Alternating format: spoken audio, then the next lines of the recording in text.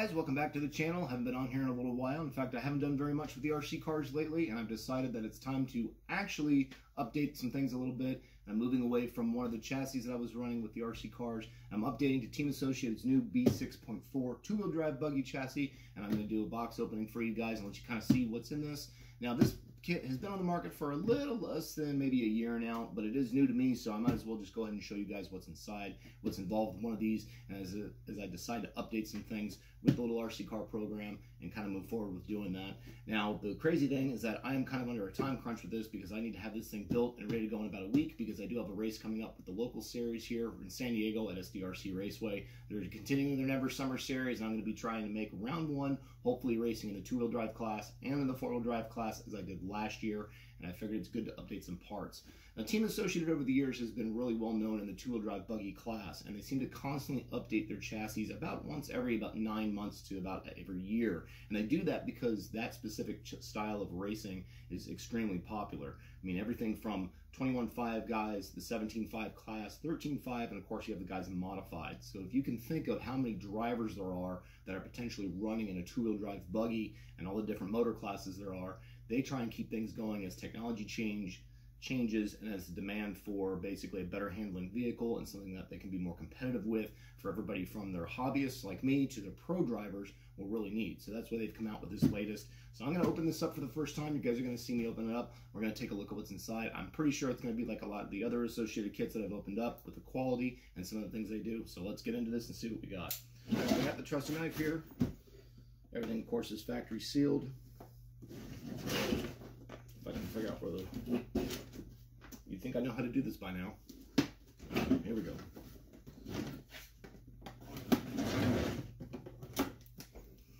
Alright, just like with every other Team Associated kit, everything of course is bagged accordingly. Everything has its own specific number on it as far as what's in it. And of course it follows along with the instructions. There's a lot of parts here. This is actually the D kit. This is designed for dirt racing. I also have another kit that's designed for carpet racing. But because of what I'm mostly running with indoor clay tracks and especially for outdoor tracks as well, this is really the better way to go with the components that come with this chassis and for putting everything together. So just to be expected, you've got a lot of carbon components here and a lot of the Team Associated blue factory team components for making different changes to it. Everything, like I said before, is bagged nicely so that you can figure out what components are where as you're going through the instructions. There's quite a bit here to go through, of course, between the shocks, the chassis components, and of course any of the other drivetrain. Of course, you've got the great body that it comes with, and of course the wing. Well, it's actually got two wings in it, it looks like. Oh no, that's the front wing and the rear wing. I'm sorry. So you just got the one wing. Here's of course all the differential parts, shock oil, and of course the known Associated chassis itself. And of course you've got your full set of instructions, whip antenna, which is incredible that they still include a whip antenna because technology has changed now that the receiver that you get everything, all the inputs from the radio system, actually most of them these days are now wireless, so I'm surprised that they include that with part of the kit, but that kind of goes back to the old school way of things being the way that they are with Team Associated, all the way back to the days of the RC10 buggy, for those of you that remember the original gold chassis, and then of course things have evolved over the years. Now the chassis that I was using before, if you guys ever followed a little bit of the Instagram, was the B5M. Now that was a mid-motor chassis, much like how this is, and of course that kind of paved the way up to what this has become. Now the B5M is actually a really great platform. There's a lot of guys that are still using that platform for some of the no-prep RC drag racing because the weight transfer for that chassis works really well in drag racing, and there's still some components out there. The reason why I upgraded is because it's a lot easier to find parts for the B6.4 than it is for the B5. So I figured it was time for an upgrade. The B5 it's probably an 8 to 10-year-old buggy at this point, coming into the new year here. In fact, it wouldn't surprise me if Associated changed this setup to what would be like they would consider maybe a B6.5 within the next 6 months, because Associated just has this tendency, like I said earlier, to update things about once every 9 months to a year. It's almost like having a cell phone or a computer in the RC car world because things keep evolving, technology changes, the engineers find things through the feedback from drivers as far as what to change and what to update. So it looks like I've got pretty much the standard stuff to go through and build up. Usually as the instructions start out, you start off with the front of the buggy, make your way towards the back, and of course build the shocks. I'm going to get into the instructions here and let you guys kind of take a quick look.